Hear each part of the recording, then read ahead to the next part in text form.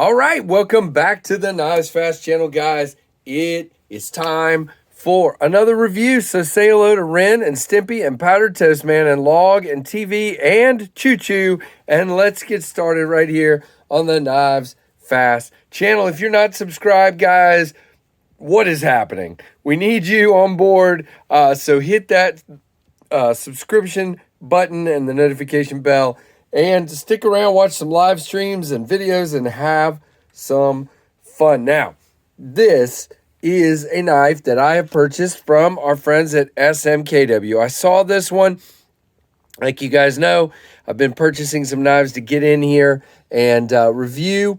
And this was one that I found. And what a value, guys. This, I'm just going to say it right off the top, for the size knife, for the action, for the materials, for everything about this knife, this is a budget deal. This is, ladies and gentlemen, I'm just here to tell you, there are 3 versions of this at SMKW that are exclusives that are literally $30, okay? And this is one of them. And then there's also a premium version of this knife that is in 3 different versions of titanium for $150.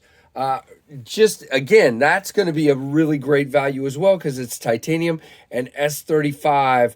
And I'm just telling you, go look at them. My link is below for SMKW. I am an affiliate there, so if you use my link, it helps the channel a lot. Now, we're going to focus in on this one. Now, this is a Navaja pattern. What is a Navaja? Well, I actually looked it up because I wanted to get it right. I was pretty sure. But a Navaja is one of the earliest models of folding knife. And it dates back forever in the Spanish culture. It is a Spanish design, but is actually nowadays in Spain, the word Navaja is actually used for any folding knife. But this is the original looking pattern. This was designed by Dirk Pinkerton. You can see his maker's mark right there, and produced by B'yond EDC. There you go. Now, this is G10. And if I go back over here, the 3 versions of G10 that are available are a black, hold on, I'm waiting for it to load, a black, a green, and a desert, which is what they call this version you see right here. Now, you've got some built-in jimping into the scales here. You've got this kind of shark gill-looking milling here, and you have some serious contouring. Now, not only are this part of the scales contoured in the middle, but then you have some heavy chamfering and contouring on the edges, which is really cool. Same thing there, chamfered on the ends and the edges. Everywhere is chamfered and cut down, and it makes this nice little ridge up here that looks really cool. Now, your screws are countersunk, so even though you have the contouring, they're countersunk into that contouring.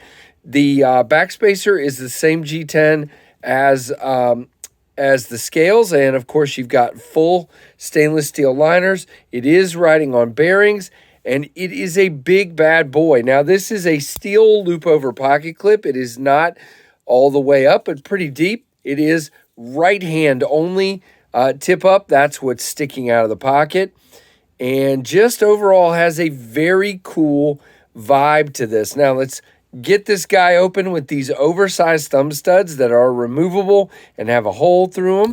Really cool. Now, again, your pivot sticks up just slightly there. All right, so this is the B'yond EDC budget line. And this is the, where is it? NH003 Nighthorse. And this is 14C28N steel, B'yond EDC. You have this ridiculous, let me wipe that blade for a second, guys. I'm sorry. I was cutting with it earlier, and it just looks gross. So we're going to clean that up. So, ridiculous looking swedge up here. The finishing on this for a $30 knife is crazy. So you've got satin finish here on the flats, and then kind of a different satin finish on the swedge and the blade. And it's just a gorgeous looking knife. Now, some of you have said you don't like the style, and I get that. It is a really interesting and unique style, but to me, it is a function functional knife. Now, I know there's a bunch sticking out of my hand back here, but that's what allows for that ginormous blade, okay? So you're going to have a little bit bigger handle to accommodate that big old blade. Now, nice and contoured. You got lots and lots of weight reduction in there. You do have a steel liner lock that is locked up at about 30 right there. Very cool. And just a cool looking knife. Now, action-wise, the D10 is decent, but it could be just stronger for me. It's not bad, so let's see. Okay, if you flick it out there and you mean it, either with your thumb nail or with the meat of your thumb, it's coming out. Okay, it's not a problem whatsoever, and it's probably about where it should be. Now with that chamfer, you can and I was about to say easily middle finger flick it, and then I screwed up. Easily middle finger flick it, as long as you actually mean it. And there you go. So you do have a nice sharpening choil there, which does come past the plunge just barely. So maybe after several sharpenings, you might run into a little bit of a smile there, but not too bad, hopefully. Now, let's talk specs on this bad boy, because that's important. Again, $30. I'm just going to keep saying this again, guys. $30. Pretty daggone crazy. Now, this is made in China. It's 5.5 inches closed. It is 4.5-inch blade length. That is right. It is 10 inches overall.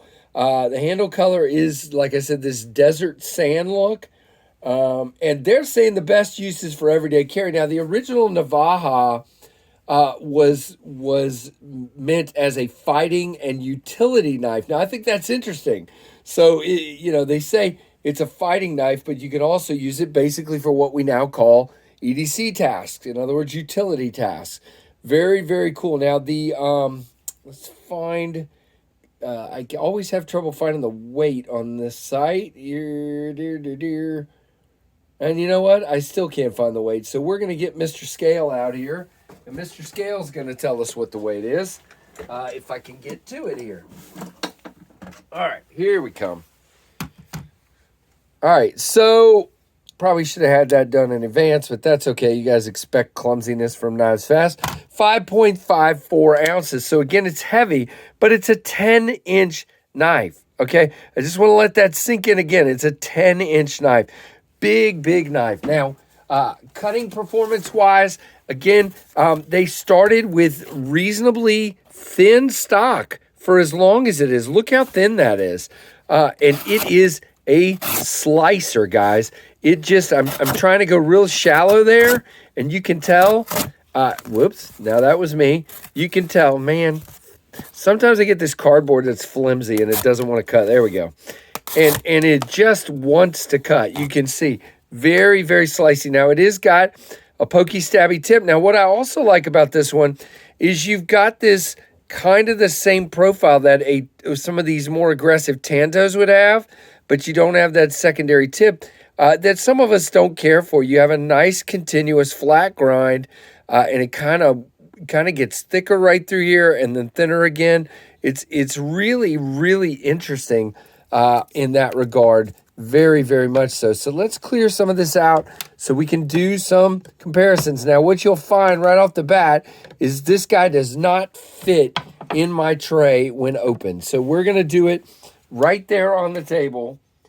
Apparently my tray is about 9 inches, so doesn't work. So, and by the way, there's the box. Didn't really show you. It is designed by Dirk Pinkerton. I'm not sure I said that, and that's pretty important. Dirk Pinkerton is an awesome designer. He's doing a lot of stuff with B'yond EDC, and I think that's pretty cool. Now, you can see this dwarfs the Rat 1, guys. It really, really does. And if it dwarfs the Rat 1, it's going to make the Rat 2 look itty-bitty, and it sure does. All right, so let's do a few more comparisons. Now, you guys know I dig J. Kobach knives, and I have the Summit. Now, the Summit is one of the largest knives I've carried until this guy. And you can see they are brothers as far as size. They are very, very close size-wise. Tell you what, I'm going to step around here I'm going to get a couple more out here. I know a lot of you folks have this first knife, so I think that's a very good one to have as a comparison. There is your Kaiser Begleiter XL. Really, the blades are fairly close. You have a little more on the Nighthorse, but you have a lot more in the handle on the Nighthorse. And then here is the Miguron Valona, which is also a very popular large knife. A little bit more in the handle, a little bit more in the blade. So there are 4 very large knives for you guys. And again, I like to carry each and every one of those. Not a problem for me. So there is a look at the Nighthorse. I'm just going to say, look, the action is great. The materials are great. And it's $30, okay? I'm just going to keep saying it. Now, if you don't like this extra piece of handle, then maybe this knife isn't for you, because I've heard people say that. It looks like a banana. Don't like the look of it, blah, blah, blah, whatever. I'm just telling you, look at that. Tell me how many other knives you're going to get that are going to have that kind of action for $30. And the answer is very, very few. Now, this is an SMKW exclusive, so please check out my link down below if you're going to get one. And yeah. All right, I forgot something here, so we'll tag this on at the end. Now, this is great to be here anyway. So, interestingly enough, I bought this knife, and then I ended up getting my SMKW affiliate payout, which was about the same amount. So we're going to make this month's affiliation knife. So this is this month's SMKW affiliate knife, which means that we're going to give it away. So all you got to do is comment on this video. You need a U.S. mailing address, and yeah, that's it. You need a U.S. mailing address, and you need to comment on this video. And I will draw a winner in a few days after this video post. So good stuff. And again, hope you guys enjoyed the video. Give me a thumbs up and a comment down below. Appreciate each and every one of you. And thanks for watching the Knives Fast channel.